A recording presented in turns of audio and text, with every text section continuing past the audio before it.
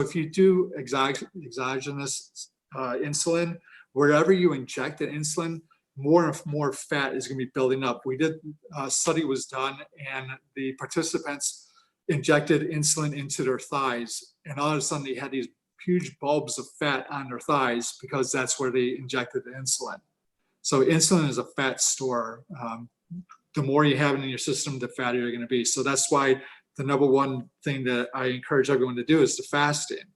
We had to get the insulin levels down for as long as possible, as low as possible, so you can lose the fat. We need to get rid of that fat out of your pancreas and out of your liver and out of your other organs to be able to get rid of the disease.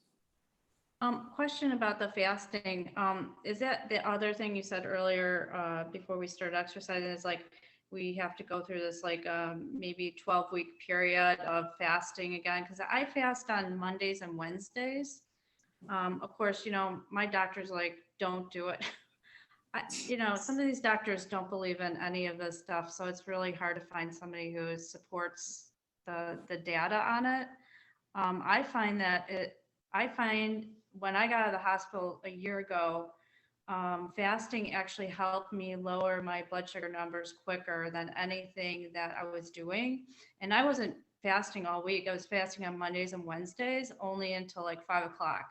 So I stopped doing that in the fall, and then my blood sugar numbers went back up again. So I don't know how long it takes the body to adjust to that. Have you seen that on any of that? The big difference, fasting is not the same thing as dieting. Dieting is cutting calories. When you cut calories, your metabolism slows down. It slows down the thyroid function. Your thyroid is the engine of your metabolism. So we need to keep that healthy. Okay. When you're gaining weight, your thyroid function is slowing down. You're starting to get a sluggish thyroid, they call it. Fasting is eating the same amount of calories in a shorter period of time.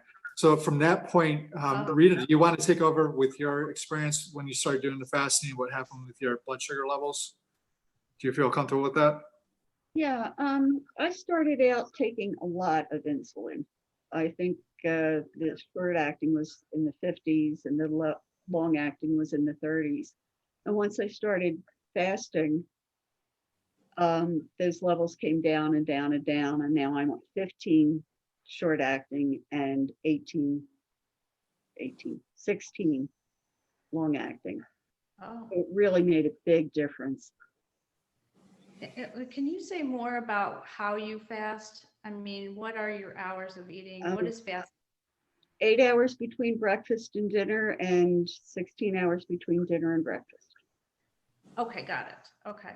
And you do that every day for the week, or do you do that every day? Once in a while, I will do a 24-hour fast, but that's hard for me. Okay, got it. Okay. All right, that's fair enough. Thank you. Yeah, anytime you eat, it brings up your insulin. So it just makes sense if you're not eating. You have tons of body fat. For example, a 200-pound or let's make it a 100-pound person that has 30% body fat.